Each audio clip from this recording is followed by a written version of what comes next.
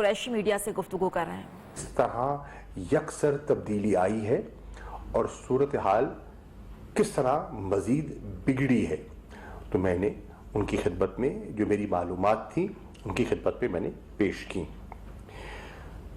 میں نے انہیں واضح طور پر بتایا کہ ہندوستان کی یہ کوشش ہے کہ وہ بزور بازو وہ جو حریت کا جذبہ ہے، جو آزادی کی لہر ہے،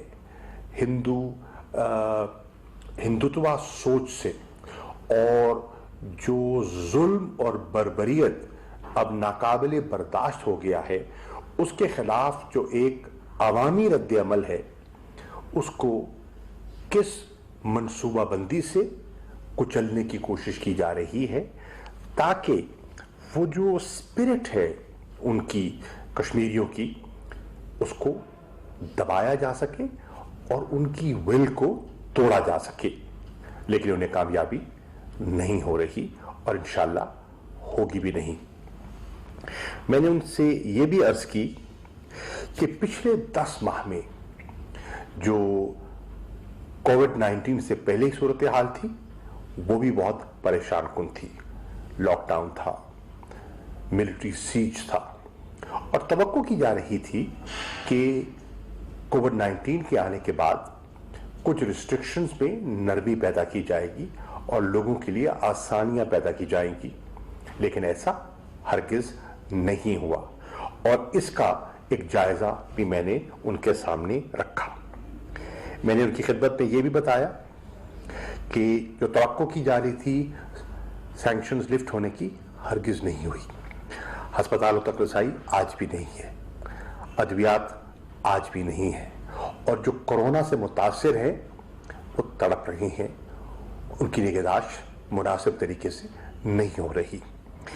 میں نے یہ بھی بتایا کہ کس طرح حریت لیڈرشپ کو، سینئر لیڈرشپ کو، نوجوانوں کے علاوہ کس طرح پابند سلاسل کیا گیا ہے، اور وہ سب جیلوں میں ہیں، نظر بند ہیں، ہاؤس اریسٹ میں ہیں. سید علی گیلانی کو ہاؤس اریسٹ میں 10 سال سے زیادہ عرصہ گزر گیا ہے. یہ دنیا کی سب سے بڑی اوپن پرزن ہے آج مقبوضہ کشمیر. تو اس صورتحال سے بھی ان کو آگاہ کیا گیا. کشمیری میڈیا کے ساتھ جو سلوک روا رکھا جا رہا ہے، اس پر بھی میں نے جو تازہ میری معلومات تھیں میں نے کانٹیکٹ گروپ سے شیئر کی اور زمینی حقائق ان کے سامنے رکھے. کس طرح مرد اور خواتین جرنلسٹ کو زد و کوب کیا جا رہا ہے، کس طرح ان کی آواز کو مزل کیا جا رہا ہے، اور کس طرح ان کی آواز کو نہ صرف دبایا جاتا ہے اور ان کو دھمکایا جاتا ہے، اور جو دھمکی میں نہیں آتے ان کو کس طرح پابند سلاسل کیا جاتا ہے. میں نے ان کو یہ بھی بتایا کہ 5 اگست کی جو آبجیکٹو ہے ان کا، وہ بڑا واضح تھا، اور اس کی میں نے تشریح ان کے سامنے کی کہ ہندوستان چاہتا کیا ہے. ہندوستان نے جو 5 اگست کے جو میجرز لیے، اس کے پیچھے سوچ کار فرما کیا ہے. تو پہلی چیز تو یہ ہے کہ وہ ان کے تشخص کو مٹانا چاہتا تھا، اور آپ نے دیکھا کہ مقبوضہ کشمیر کو 3 حصوں میں تقسیم کیا گیا تاکہ ان کی شناخت مٹ جائے. ہندوستان وہاں ایک ڈیموگرافک چینج لانا چاہتا ہے کہ ایک مسلم اقلیت ریاست کو اقلیت میں تبدیل کر دیا جائے، اکثریت کو اقلیت میں ڈیموگرافک چینج سے تبدیل کر دیا جائے. کس طرح وہ وہاں کے لوگوں کو نہ صرف ڈس امپاور بلکہ ڈس انفرینچائز کرنے کا ان کا ایک بڑا واضح پروگرام ہے. کس طرح ایکسٹرا جوڈیشل کلنگز، جس کو کہتے ہیں نا ماورائے عدالت ہلاکتیں وہاں ہو رہی ہیں. فیک انکاؤنٹرز کا میں نے ان کے سامنے ایک نقشہ رکھا. میں نے ان کو بتایا کہ کارڈن اینڈ سرچ آپریشنز کے ذریعے बेल्ट गन्स के जरिए किस तरह आम निहत्थे शहरियों को छलनी किया जा रहा है, उनकी आंखों की बिनाई जो है उनसे छीनी जा रही है। मैंने उनकी खिदमत में ये भी अर्ज की कि इसके पीछे सोच कार फरमा क्या है, क्योंकि इस वक्त हिंदुस्तान को सुबकी हुई है चीन के हाथों। उनको जो उनका चीन और हिंदुस्तान का जो बॉर्डर है, लद्दाख का जो इलाका है, उसमें जो उनको मार पड़ी है, उस खिफ़त को मिटाने के लिए वो आए दिन इल्ज़ाम तराशियाँ कर रही हैं, जवाज़ ढूंढने की कोशिश कर रही हैं किसी नए फॉल्स फ्लैग ऑपरेशन के लिए। और मैंने उनकी खिदमत में ये भी अर्ज़ किया कि ये एक डाइवर्जनरी टैक्टिक है जो वो इस्तेमाल करना चाह रहे हैं। सीज़ फायर की वायलेशंस का तज़किरा मैं पहले कर चुका हूँ। मैंने उनकी खिदमत में अर्ज़ किया कि पिछले 20 दिनों में, सिर्फ 20 दिनों में 30 से ज़्यादा अमवात हो चुकी हैं। इसमें बच्चे हैं, 12-12, 13-13 साल की बच्चियां हैं जिनको निशाना बनाया जा रहा है। तो दीगर शुरका ने न सिर्फ अपने ख्यालात का इजहार किया, बल्कि कौम को ये जानकर खुशी होगी कि उन्होंने आज जो एक मुत्तफ़िक का एक कम्युनिके जो पास किया है, उसकी चंद मोटे मोटे नुक्ते मैं आपकी खिदमत में पेश करना चाहूँगा। पहली बात, उन्होंने सब कुछ सुनने के बाद कहा कि ये सब हक़ाइक़ दुरुस्त हैं, हम इनसे न सिर्फ इत्तफ़ाक़ करते हैं, हम आज इस इजलास के ज़रिए मकबूजा कश्मीर के कश्मीरियों को और निहत्थे लोगों को एक पैगाम देना चाहते हैं। और पैगाम ये है कि हम आपके साथ हैं, हम आपकी जद्दोजहद के साथ हैं, और ये स्ट्रगल जो है वो इंशाअल्लाह अपने मंतकी अंजाम को पहुंचेगी। ये हमारा इरादा भी है और ये हमारी दुआ भी है। इसके साथ साथ उन्होंने कहा कि मत भूलिए कि ये मसला कश्मीर उम्मा के लिए इसकी अहमियत क्या है, और इसकी अहमियत से कोई हमारी तवज्जो हटा नहीं सकता। जैसे फ़लस्तीन का मसला है, उसकी अपनी अहमियत है, इसी तरह OIC के फोरम पर कश्मीर के मसले की हमारी नज़र में उतनी ही अहमियत है। उन्होंने ये भी फरमाया कि हम मुस्तरद करते हैं, ये सारी गुफ्तगू सुनने के बाद उन्होंने कहा हम मुस्तरद करते हैं वो Jammu and Kashmir reorganisation order 2020 को उन्होंने मुस्तरद किया। जो डोमिसाइल रूल्स हैं 2020 जिसके ज़रिए डेमोग्राफिक चेंज करने की उनकी कोशिश है, उन्होंने कहा हमारा ये ग्रुप OIC कॉन्ट्रैक्ट ग्रुप उनको मुस्तरद करता है, और ये OIC के बिहाफ पे आज हिंदुस्तान की इन पॉलिसीज़ को मुत्तफ़िक़ा तौर पर मुस्तरद किया गया।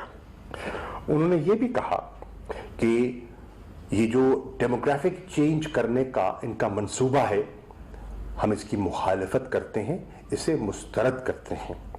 उन्होंने ये भी कहा कि हमें बेपनाह तशवीश है जो सीज़ फायर वायलेशंस का उन्होंने तज़किरा किया। उन्होंने मुतालबा किया कि फिल फौर जो इंसानी हकूक़ की खिलाफ वर्जियाँ हो रही हैं वो फिल फौर बंद की जाए। उन्होंने ये भी कहा कि जो मिलिट्री सीज है और इनह्यूमन लॉकडाउन है उसे फिल फौर ख़त्म किया जाए। ये आज पाकिस्तान नहीं कह रहा, ये OIC कॉन्टैक्ट ग्रुप मुत्तफ़िक़ा तौर पर कह रहा है। उसके बाद उन्होंने कहा वो जो काले कवानीन हैं, वो ड्रैकोनियन लॉज जो हैं जिसके ज़रिए वो लोगों पर जुल्म बरतते हैं, उनको फिल फौर ख़त्म किया जाए। पब्लिक सेफ्टी एक्ट जैसे कवानीन जो हैं।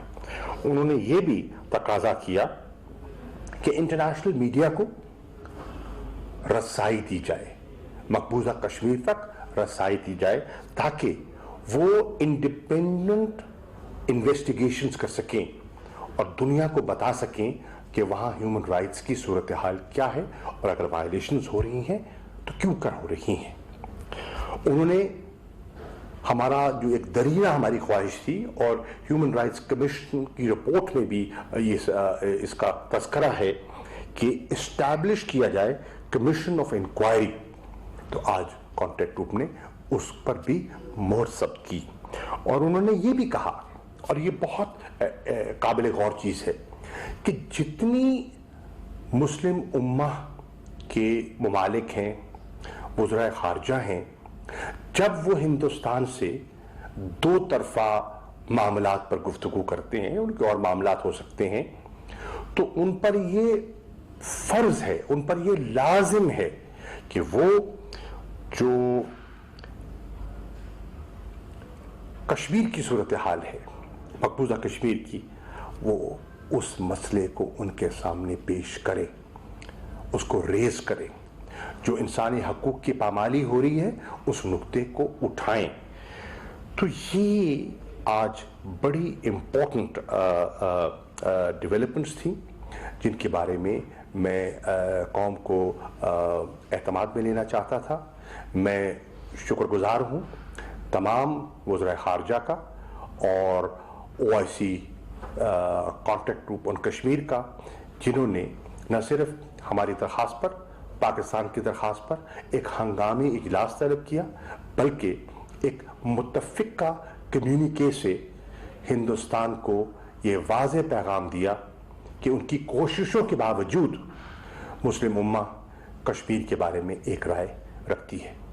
अच्छा शाह साहब, आप समझते हैं कि भारत के जो 5 अगस्त 2019 के इक़दामात, एक तरफा इक़दामात हैं, उनके बाद जो OIC ममालिक हैं, कश्मीर के हवाले से उनके किरदार में भी तेज़ी आई है? आप समझते हैं कि पहले की निस्बत उनमें भी एक ज़्यादा तेज़ी देखी जा रही है? देखिए, भारत ने उन्हें ये बावर कराने की कोशिश की थी कि ये इक़दामात आर्जी हैं और हालात मामूल को लौट रहे हैं, लेकिन मैंने उनके सामने जब हक़ाइक़ रखे और उनका शीशा दिखाया तो उन्हें अंदाज़ा हुआ कि भारत के इरादे जो हैं वो आर्जी नहीं हैं, वो कश्मीर के लोगों को किसी सूरत उनके हकूक़ और हक़ के खुद इरादियत की जो उनकी ख्वाहिश है उसको परवान नहीं चढ़ने देंगे।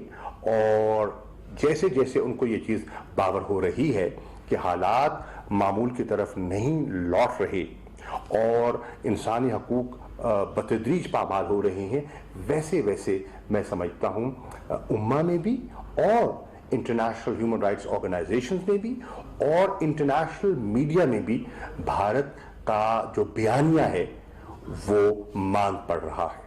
अच्छा, कश्मीर के मसले को 7 दहाइयों से कुछ ज़्यादा अरसा हो गया, लेकिन अभी कुछ ऐसे वाक़यात हुए जो पहले कभी नहीं हुए, जैसे कि सलामती कौंसिल के 2 इजलास हुए और कश्मीर में जो जिस तरह के हालात हैं और भी लॉकडाउन चल रहा है इतने अरसे से, 4 महीने होने वाले, तो आप समझते हैं कि भारत को अब ये एहसास होना शुरू हो गया है कि कश्मीर का मसला हल किए बगैर और कोई रास्ता नहीं है? देखिए, दुनिया को, भारत को हुआ हो ना हुआ हो, दुनिया को ये एहसास होता चला जा रहा है कि भारत इस खित्ते के अमन और इस्तेहकाम के लिए खतरा बन चुका है। दुनिया को ये महसूस हो रहा है कि मसला सिर्फ पाकिस्तान का नहीं है। पहले पाकिस्तान से पंजा आजमाई थी, आज चीन सरापा एहतजाज है। वो कह रहा है कि उन्होंने लाइन ऑफ एक्चुअल कंट्रोल पर तजावुज़ किया है, वो नाजायज़ कंस्ट्रक्शंस कर रहे हैं एक डिस्प्यूटेड इलाके में जो काबिल कबूल नहीं है। और फिर आपने देखा कि जो कुछ हुआ, मैं उसकी तफसीलात पे नहीं जाना चाहता, कौम के सामने आ चुका है। आज हिंदुस्तान और भारत की ऑपोजिशन और मीडिया सवाल कर रहा है, वो जो जिनके बच्चे वहाँ हलाक हुए, जवानों के, उनकी फैमिलीज आज हिंदुस्तान की सरकार से सवाल कर रही हैं कि हमसे हकायक छुपाए न जाएं और हमें असलियत बताई जाए कि हमारा इलाका उनके कब्जे में है, नहीं है, क्या हुआ, पर्दापोशी न की जाए। तो ये एक बहुत बड़ी तब्दीली है। आज वो देख रहे हैं कि पाकिस्तान से हटकर, चीन से हटकर नेपाल आज मुतरिज है।